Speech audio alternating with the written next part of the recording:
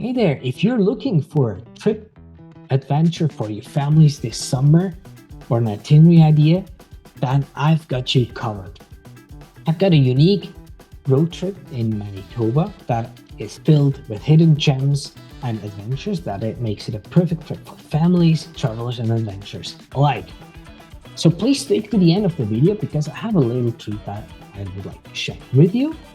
And with that, get ready for an adventure packed trip filled with surprises and budget-savvy tips.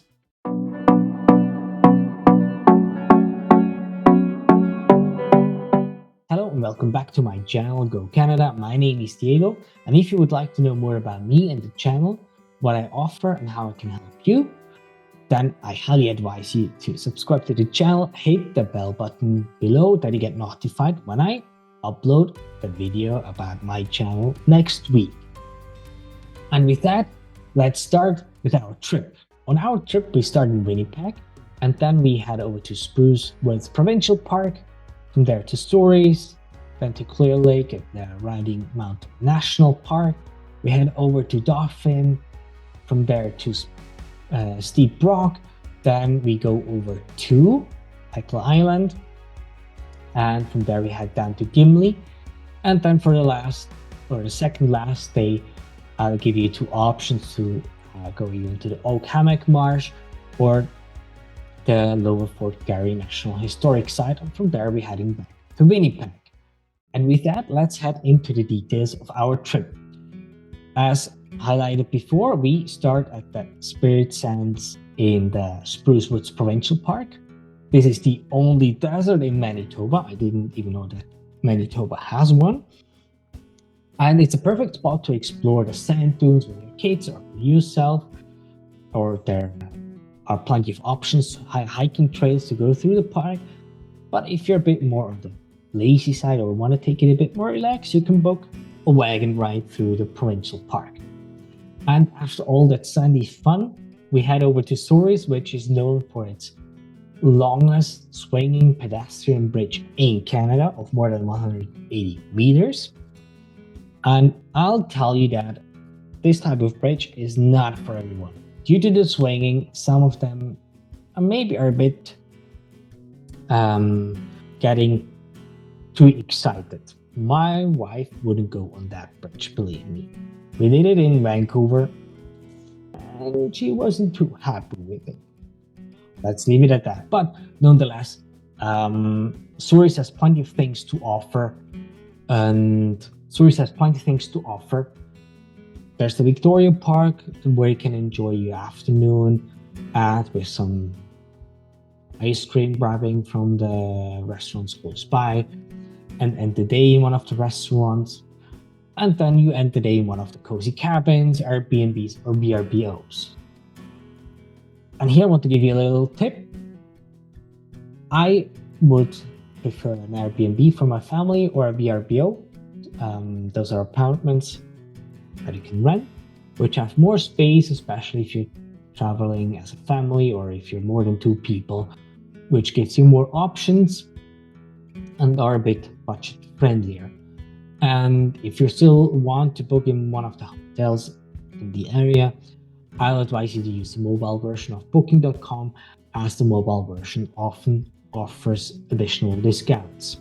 And with that, we go to day 2. We're heading over to the Riding Mountain National Park, where we go to Wasagaming for filling up our batteries, have something to eat, and then we'll go over to the Clear Lake, which is one of the lakes, as far as I've seen, that are super clear. That's probably where it got its name from, and is a great option to spend the day, or at least half of the day, at the beach and build your sandcastles, having fun with the kids, or maybe also big kids gonna have fun. It also is a great spot if you would like to go hiking. It has plenty of hiking trails around, or fishing or kayaking.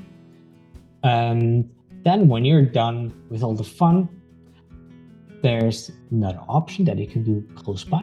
You can go on a bison safari at Lake Audy, where you can see the bisons from a safe distance, Lake Audy has an enclosure of over around 40 bisons, and there's even a viewing hut where you can see and spot the bisons from. Little side note here, I've heard that people say it's better to get in the morning there, early in the morning sunrise, or towards sunset, as you have a higher option to see them. I heard people saying that drove through the park that said they weren't able to see any of the animals at all. And again, here, if you are able to save a spot in one of the cabins at the lake, that would be a great opportunity for a evening campfire, get your marshmallows burned and other things, hopefully not burned though, and enjoy the rest of the day, wind down. And then from day 3, like I've mentioned, we driving over to Dauphin and from there to Steep Rock. This is the longest route on the trip here. Dauphin is known for its Ukrainian heritage, so make sure when you're in Dauphin in the morning and grab your coffee, get and find some Ukrainian pastries to fill up your belly and get that energy running in your body. Then head over to Steep Rock, and it's drive to the east, and Steep Rock lays right at Lake Manitoba and is known for its picturesque location and its limestones, and is a great chance to explore its caves that are where the water pulled out caves in the limestones. And maybe a safer option to explore these caves is with a kayak, so get and rent the kayak, Lake Manitoba, and explore the caves on the shoreline, or just enjoy the day at the beach and let your kids roam free, or go one of the hikes along the shoreline. And also here I advise you to look for great options for Airbnbs or VRBOs. Some of the apartments that you can rent on these sites even have a grill, so you can bring your stuff right from the groceries to your cabin and start grilling and having some grilling adventure as well. And then next on the list, from Steep Rock, we drive a little bit southward. It's just, 40 minutes drive? Not at all, I think 20 minutes more or less. We're driving to Hecla Island, which is known for its Icelandic heritage. And in general, the region has a lot of Icelandic heritage to offer. And first we stroll through Hecla and adventure and explore the little village a bit and its Icelandic heritage. And then we go to the Hecla Grindstone Provincial Park, which is famous for its historical lighthouse that oversees Lake Winnipeg. It's also a good way to wind down and do something else of all this beach fun we had the past few days, and just enjoy the scenic views, as there are also many hiking trails around. And I don't know if you have known that, but Lake Winnipeg and all the other big lakes in North America, they're so huge that they are having their own tides. So keep that in mind. And what a great option is to end the day is to visit the Lakeview Hecla Resort, where there's also an indoor pool with flights. As you see here on the screen, is also a beautiful spot and a beautiful idea to stay for the night. And with that, we're already at day 5. On day 5, we're driving through the south to Gimli, which is known for its beachside charm and also for its Icelandic heritage. Actually, it's even better known for that than Hecla Island, as the first people that came over from Iceland settled in Gimli. As far as I know, there's also an Icelandic heritage museum that you can visit at the end of the day. But also, Gimli is famous for its long shoreline, so it really is predestined to spend the day at the beach, to have your sandcastles built. And depending on the time of the year you're there, because in August, beginning of August, there is the Icelandic Heritage Festival, so you can go back in time a little bit. And of course, if you're in Gimli, just make sure to make the obligatory picture with the Viking statue in Gimli. We're already coming to day 6, the second last day of the trip. And here I give you 2 options that you can do depending on the weather and on the mood you're in. Either you're gonna explore nature even further, or you can go back in time and explore at Lower Fort Garry, the 19th century stone fort, where you have costume interprets that show you how the time was in the 19th century. So you get really another way to explore history in a more active fashion. Or, like I said, if you want to experience nature further, you can visit Oack Marsh, where you have the chance to experience the wildlife, where you can walk through the wetlands on boardwalk trails. And then after all that fun, we finished the day off in Winnipeg. So we're driving back to the city. And my personal advice here is, if you travel with kids, is to book an apartment either through VRBO or Airbnb a little bit outside of the city, because what I experienced is when we were in Vancouver, I saw that it is a better option, especially with kids, to have an apartment a little bit outside, a little bit closer to the nature, where the kids can go out of the house or the apartment, run around a little bit more.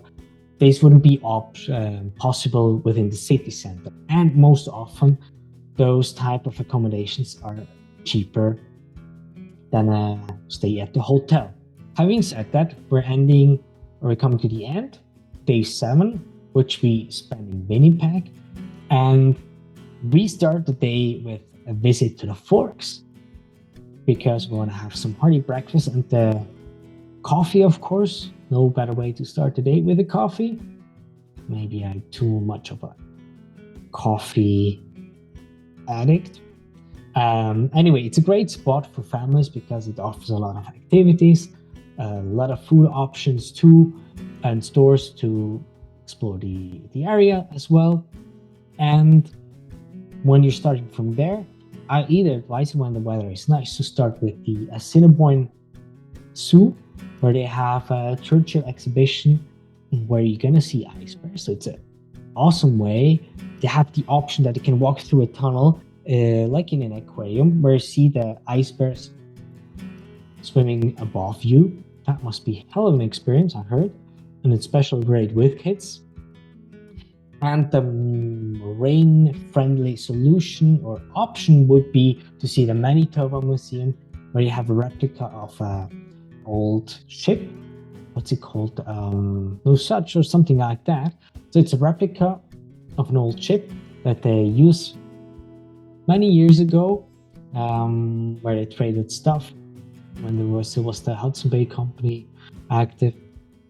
And it's a great way to explore history, because you can actively touch the things, get on the boat, feel like a pirate, at least the kids. Or the other option would be to see the Museum for Human Rights, which is the only one worldwide, as far as I know, that is in Winnipeg too. Yes, I hope this 7-day trip has shown you that Manitoba has so much more to offer than just prairies.